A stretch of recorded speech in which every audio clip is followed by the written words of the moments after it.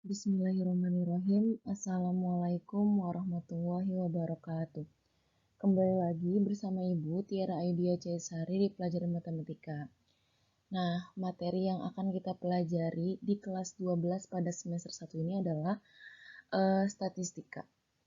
Nah, sebenarnya Ibu sudah memberikan materi ini di kelas 11, cuman karena di kelas 11 itu Ibu belum menjelaskan ya, jadi Ibu bahas lagi di semester ini. Langsung saja. Nah, ini standar kompetensi dan kompetensi dasar yang akan kita pelajari ya. Oke, kompetensi dasarnya itu mengidentifikasi pengertian statistik, statistika, populasi, dan sampel, terus meningkatkan wawasan tentang penyajian data dalam bentuk tabel dan diagram.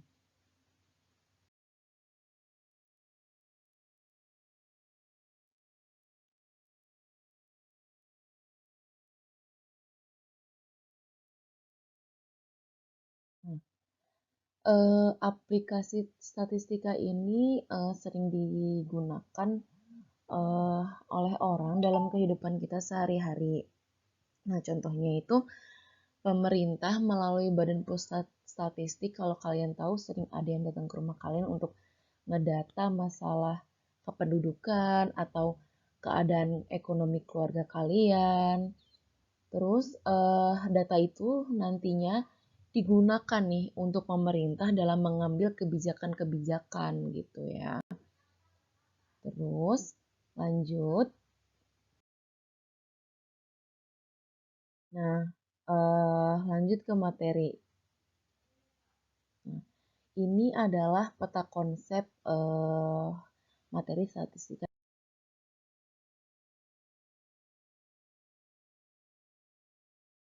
yang kita pelajari dari mulai pengumpulan data, penyajian data, dan pengolahan data. Nah, sebelum lebih jauh membahas tentang statistika, kita harus tahu dulu nih pengertian dari statistika dan statistik. Orang-orang itu banyak yang keliru ya. Statistika dan statistik itu sama atau beda sih? Jawabannya adalah berbeda. Nah, kalau statistika itu sendiri adalah ilmu, cabang ilmu matematika yang mempelajari tentang pengumpulan data, pengolahan data, penyajian data, analisa data, dan penarikan kesimpulan. Sedangkan statistik adalah data, informasi atau himpunan keterangan. Nah, tahapan kegiatan statistika itu dimulai dari kita mengumpulkan data dulu. Setelah data itu terkumpul, data itu diolah. Setelah diolah, disajikan ya. Disajikan dalam bentuk sedemikian rupa yang memudahkan pembaca untuk membacanya. Terus kemudian yang keempat dianalisa dan yang kelima ditarik kesimpulannya seperti apa. Sekarang lanjut ke istilah-istilah yang ada di statistika yang harus kita ketahui. Ada datum dan data. Datum itu adalah keterangan atau informasi yang diperoleh dari suatu pengamatan. Sedangkan data adalah himpunan atau keterangan informasi. Nah, syarat data yang baik itu objektif. Jadi objektif itu menggambarkan keadaan yang sebenarnya, relevan, sesuai dengan masalah yang kita teliti. Up to date itu adalah data terbaru. Reliable adalah bisa dipercaya dan dipertanggungjawabkan. Jadi data itu bukan data hoax, tapi data eh, yang bisa dipercaya gitu sesuai dengan kondisi yang ada. Representatif itu adalah mewakili objek yang kita teliti. Nah, ada juga populasi dan sampel. Populasi itu adalah keseluruhan dari objek yang akan kita teliti, sedangkan sampel adalah sebagian kecil dari objek yang kita teliti. Lanjut ke macam-macam data. Ini Ibu bahasnya langsung ke macam-macam data menurut sebarannya ya. Menurut sebarannya data itu ada tiga, ada data tunggal, data berbobot, data kelompok. Data tunggal adalah data yang belum tersusun menurut tingkatan tertentu. Data berbobot itu adalah data tunggal yang memiliki frekuensi lebih dari satu. Sedangkan data kelompok itu adalah data yang telah tersusun menurut tingkatan tertentu. Nah, kita langsung masuk ke inti materi dari statistika yang hari ini akan kita pelajari, yaitu penyajian data. Jadi, data itu yang biasanya kita dapat itu berupa kalimat ya, berupa paragraf, sehingga sulit untuk dibaca. Maka dari itu, untuk memudahkan pembaca membaca inti dari data yang sudah terkumpul adalah dengan menyajikan data tersebut dalam bentuk, salah satunya ini adalah dalam bentuk tabel ataupun grafik diagram. Nah, yang pertama itu penyajian data dalam bentuk tabel dulu. Tadi kalau kita melihat ya penyajian data dalam bentuk tabel juga dibagi menjadi dua. Yang pertama itu distribusi tabel distribusi frekuensi untuk data tunggal. Yang kedua tabel distribusi untuk data kelompok. Nah, ini di sini akan dijelaskan terlebih dahulu penyajian data dalam bentuk tabel distribusi frekuensi data tunggal. Nah, di sini ada contoh data nomor sepatu siswa kelas 12 akuntansi. Jadi kalau dihitung ini datanya ada 40 siswa dengan nomor sepatu yang berbeda-beda. Nah, langkah pertama untuk membuat tabel distribusi frekuensi data tunggal yaitu adalah kalian mengurutkan dulu nih data ini dari yang terkecil sampai terbesar hingga hasilnya akan seperti ini ya. Jadi data ini sudah diurutkan dari yang terkecil ke terbesar. Setelah diurutkan, nanti kita bentuk tabel seperti ini. Jadi nanti kalian hitung nih, yang nomor sepatunya 36 itu ada berapa orang? Yang nomor sepatunya 37 ada berapa orang? Nah, terus sampai dengan nomor sepatu yang paling besar. Nah, ketemu dengan semua siswanya jumlahnya 40. Nah, ini yang disebut dengan tabel distribusi frekuensi data tunggal. Kita akan lanjut ke contoh penyajian data dalam bentuk tabel distribusi frekuensi data kelompok. Ini contohnya ada data berat badan siswa. Sama ya, datanya itu ada 40. Langkah pertama yaitu tetap kalian harus mengurutkan data ini dari yang terkecil ke terbesar dulu. Nah, peroleh hasil seperti ini. Dan nanti tabelnya akan berbentuk seperti ini. Ini yang dinamakan dengan tabel distribusi frekuensi data kelompok. Nah, ini kira-kira perbedaannya. Ini tabel distribusi data. Tabel distribusi frekuensi data tunggal, tabel distribusi frekuensi data kelompok. Perbedaannya di mana? Nah, ini adalah data tunggal, berarti dia nilainya cuma satu. Sedangkan data kelompok dia berbentuk range gitu atau interval. Jadi ini kalau misalnya kita baca, jadi kira-kira ini ya, berat badan siswa yang rentangnya 50 sampai 59 ada satu orang. Berat badan siswa yang rentangnya 60 sampai 69 kilo ada 10 orang. Nah, gimana sih nanti cara kan kalau tadi data tabel distribusi frekuensi data tunggal kan tinggal kita hitung ya yang 36. Nomor seperti 36 ada berapa? Nah, kalau ini bagaimana? Akan kita bahas. Sebelum bahas nih tentang tabel distribusi data kelompok, itu kalian harus tahu dulu istilah-istilah berikut ini. Yang pertama batas kelas. Ada batas bawah, ada batas atas. Ada nilai tengah. Itu dia rumusnya batas bawah ditambah batas atas dibagi 2. Ada yang namanya tepi kelas, ada tepi bawah. Itu bisa dicari dengan batas bawah dikurangi 0,5, tepi atas bisa dicari dengan batas atas ditambah 0,5. Ada juga panjang kelas atau panjang interval, rumusnya batas atas dikurangi batas bawah ditambah 1. Atau bisa juga tepi atas dikurangi tepi bawah. Atau selisih batas kelas yang berurutan. untuk menyusun tabel distribusi frekuensi data kelompok. Itu ada langkah-langkahnya. Yang pertama, kalian menentukan dulu jumlah datanya berapa, tentukan nilai maksimal atau nilai terbesarnya berapa, nilai minimum atau nilai terkecilnya berapa. Terus setelah itu tentukan range-nya. Range itu ini adalah data terbesar dikurangi data terkecil. Setelah itu tentukan jumlah kelas dengan aturan rumusnya ini adalah K sama dengan 1 plus 3,3 log N. Dengan N adalah banyak data. Nanti kita cari tahu deh jumlah kelas itu yang mana.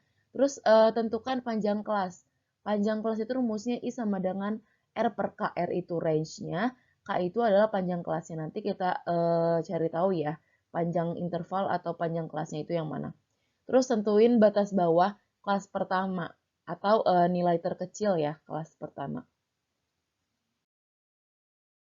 Nah, ini ada data ya, data disuruh diubah ke dalam bentuk tabel distribusi data kelompok ya. Seperti yang sudah dijelaskan di awal, langkah pertama itu adalah susun dulu data-data ini dari terkecil ke terbesar dulu.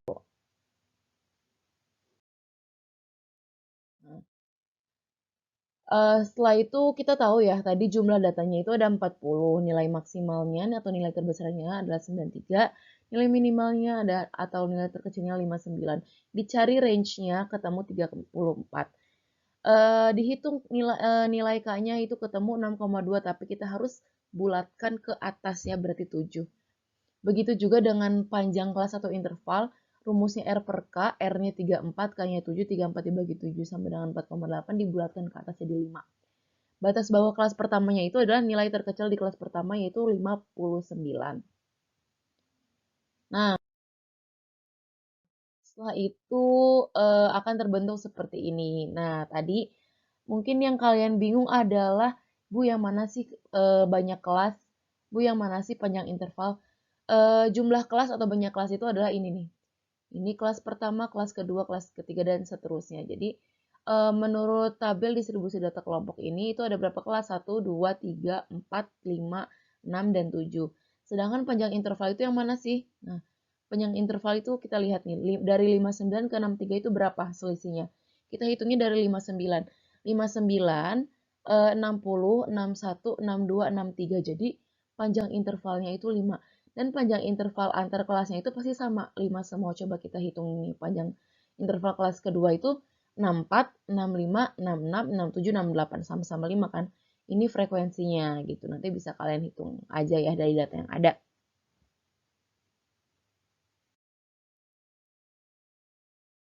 Nanti ini kalian coba saja ya di rumah. Oke. Selain penyajian data dalam bentuk tabel, ada juga penyajian data dalam bentuk diagram atau grafik. Yang pertama itu ada diagram gambar atau disebut juga piktogram. Diagram gambar ini sering digunakan untuk memperoleh gambaran kasar suatu peristiwa. Pada diagram ini, sebuah gambar mewakili jumlah tertentu dari data lambang yang digunakan harus sesuai dengan objek yang diteliti.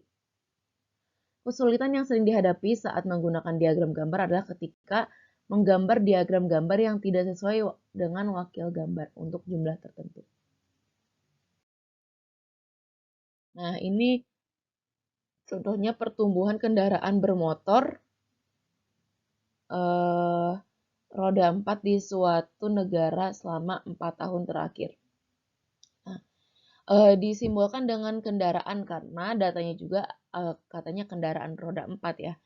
Di sini diwakili oleh katanya satu mobil itu ada 5.000 unit. Nah, berarti 1.000 unit 2 mobil. Nah, dan seterusnya. Nah, ini adalah diagram gambar.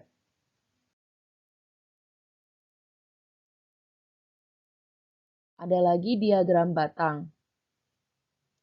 Nah, diagram batang itu adalah suatu diagram yang menyajikan dalam bentuk batang yang tegak atau mendatar, yang sama lebarnya, antara batang satu dengan yang lainnya. Contohnya nih, ini kita punya data penjualan sepeda motor suatu daerah tertentu selama 6 bulan sebagai berikut.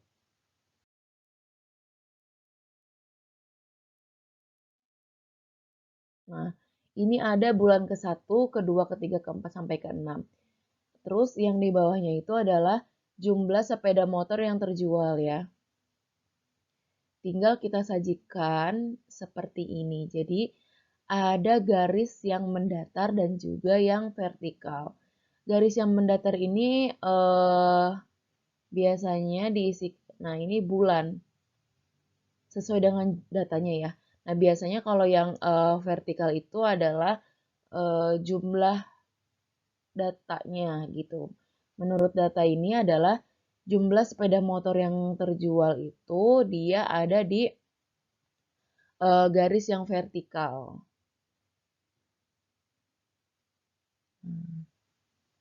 Tinggal kita susun. Langsung deh kita taruh bulan pertama dia berapa? 200. Bulan kedua 150 dan seterusnya. Nah,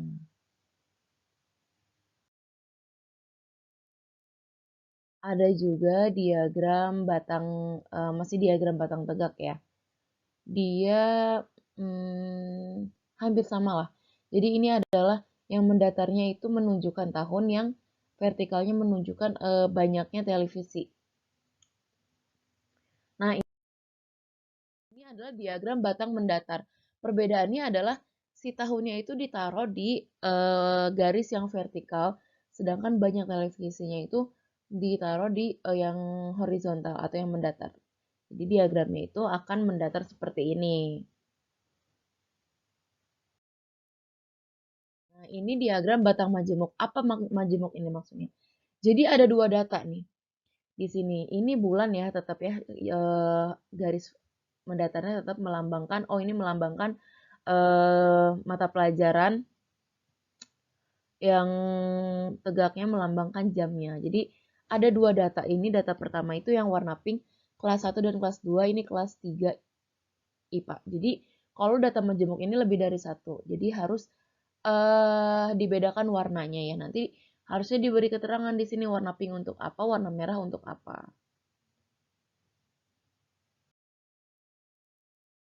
Ini batang bersusun gitu. Jadi bisa ada lebih dari dua data, terus disusun ke atas gitu. Jadi misalnya ini SD berapa jumlah buku pelajarannya gitu, SMP berapa, SMA berapa, dan seterusnya. Diagram garis adalah diagram yang digambarkan berdasarkan satu waktu, biasanya digunakan untuk menggambarkan peristiwa yang mengalami perubahan yang terus-menerus kontinu.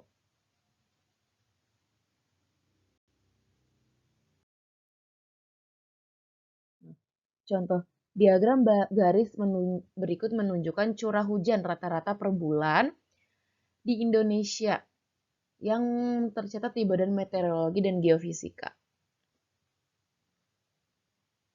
Nah, ini hampir sama ya di sini. Yang mendatarnya menunjukkan bulan, yang vertikalnya menunjukkan curah hujannya. Oke, tinggal kita garis. Bulan pertama,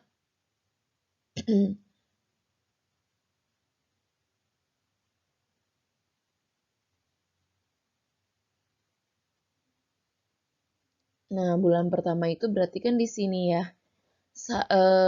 Kira-kira ini 210 lah.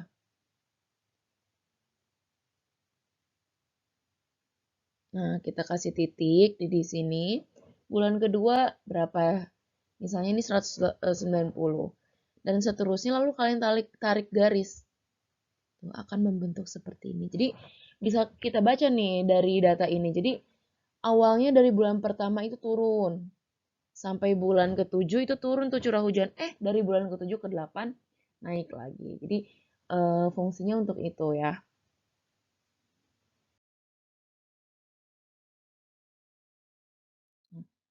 Bisa nih nanti sebutkan bulan yang paling basah dan bulan yang paling kering. Nah, dari data itu kita langsung bisa tahu. Diagram lingkaran. Diagram lingkaran adalah diagram untuk menyajikan data dengan menggunakan daerah lingkaran. Suatu daerah lingkaran menunjukkan keseluruhan data 100%. Ini ada data hasil penjualan bahan pokok di toko Daha Makmur pada bulan Desember 2012 tercatat. Tahun pertama jenis bahannya itu beras 100 kilo. Tahun kedua gula 50 kilo, tahun ketiga ini ya minyak goreng 75 dan seterusnya. Lalu sebenarnya diagram lingkaran itu kan bentuknya lingkaran. Satuannya itu kadang dia bentuknya derajat ataupun persentase. Jadi kalau misalnya mau satuannya derajat atau sudut, kita ubah dulu nih 100 dibagi 300 dikali 360. Begitu juga dengan persentase 100 dibagi 300 dikali 100%. Kenapa 300? Karena jumlah datanya ada 300. 100 ini menunjukkan jumlah kilogram berasnya.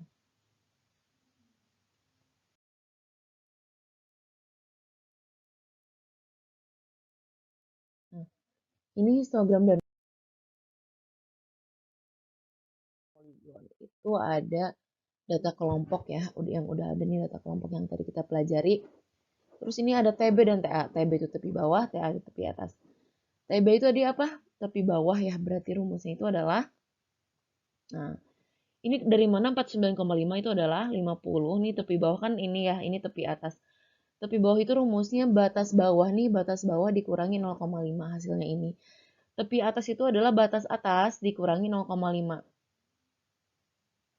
Oke, ini tepi bawah dulu. Nah, ini kan ditambah ya, sorry. Kalau tepi atas itu batas atas ditambah 0,5. Jadi seperti ini. Terus, oke. Udah seperti ini. Ini untuk histogram dan poligon.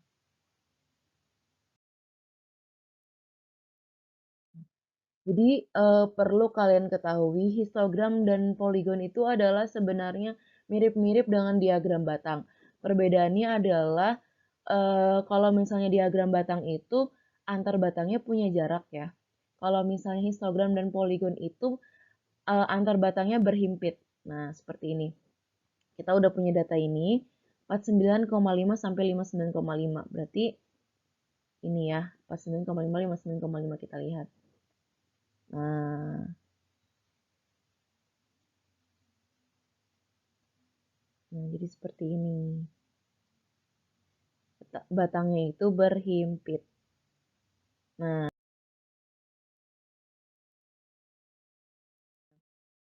49,5 59,5 ini batangnya ya, saling berhimpit.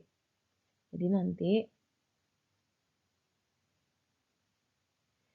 untuk histogram batang seperti ini. Nah, nanti poligon kayak gimana? Poligon itu tinggal kalian taruh titik di tengah-tengah batang ini. Terus lanjut juga di batang selanjutnya. Kalian tarik deh.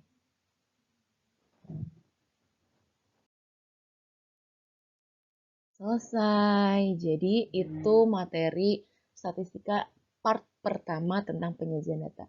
Insya Allah nanti untuk pertemuan kedua, ya materi statistika itu kita akan bahas tentang pengolahan data dari ukuran pemusatan data terlebih dahulu. Terima kasih. Wassalamualaikum warahmatullahi taala wabarakatuh.